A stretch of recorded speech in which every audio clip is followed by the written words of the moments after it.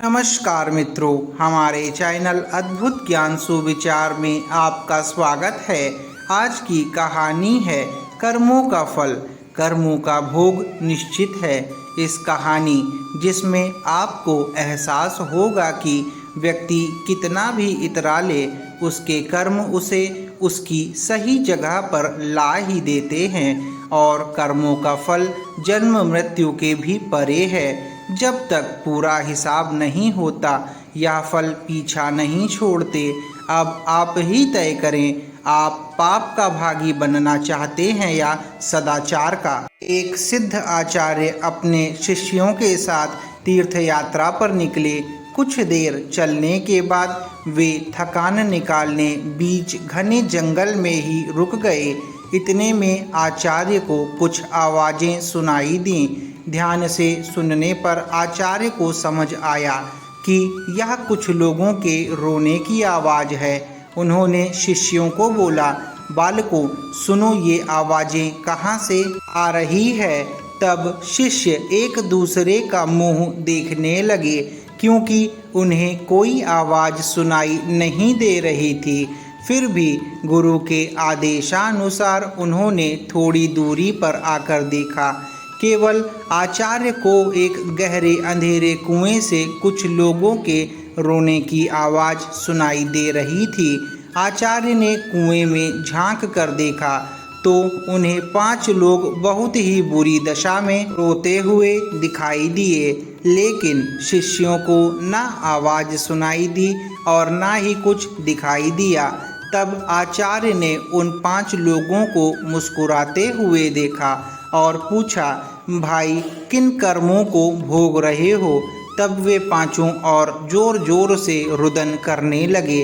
तब आचार्य ने शिष्यों को बताया, यहाँ 5 प्रेत आत्माएं हैं। यह सुनकर शिष्य डर गए। तब आचार्य बोले, बालकों डरो नहीं, तुम सभी इनसे ज़्यादा शक्तिमान हो, क्योंकि तुम सब कर्मों से महान हो और ये सभी आज अपनी पिछली करनी को भोग रहे हैं। आज के समय में इनसे दुर्बल कोई नहीं है। तब शिष्य ने पूछा, इन्होंने ऐसा क्या किया है। तब पहली आत्मा ने उत्तर दिया कि वह पिछले जन्म में ब्राह्मण था, भिक्षा मांगता था, लेकिन उस भिक्षा को भोग विलास में खर्च करता था। दूसरे ने उत्तर दिया, वह क्षत्रिय था और अपनी शक्ति का दुरुपयोग निर्बल असहाय गरीबों पर करता था। तीसरे ने उत्तर दिया कि वो बनिया था, बस खुद के फायदे की सोचता था और हमेशा मिलावट करके सामान बेचता था, जिस कारण कई लोग मारे गए। चौथे ने उत्तर दिया, वह शूद्र था, बहुत आलसी और जिम्मेदारी से भागता था, अपने माता पिता को पीटता था और दिन रात नशा करता था। पांचवें ने उत्तर दिया, वह एक लेखक था, अश्लील कथाएं लिखता था, उसने समाज को वासना का पाठ सिखाया था। इस तरह वे सभी पापी अपने पापों को भोग रहे हैं। उन्होंने आचार्य से निवेदन किया, आप गुरु हैं, आप दुनिया वालों को समझाएं कि बुराई का रास्ता क्षण की खुशी देता है, लेकिन इसका दंड कई जन्मों तक अंधकार में भोगना पड़ता है।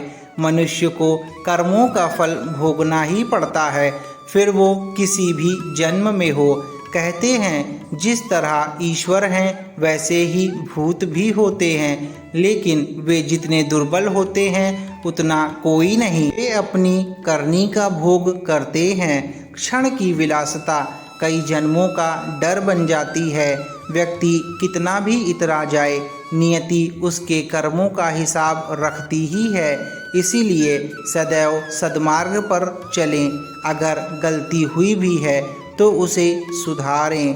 मित्रों, आपको कैसी लगी ये कहानी हमें कमेंट में ज़रूर बताइएगा।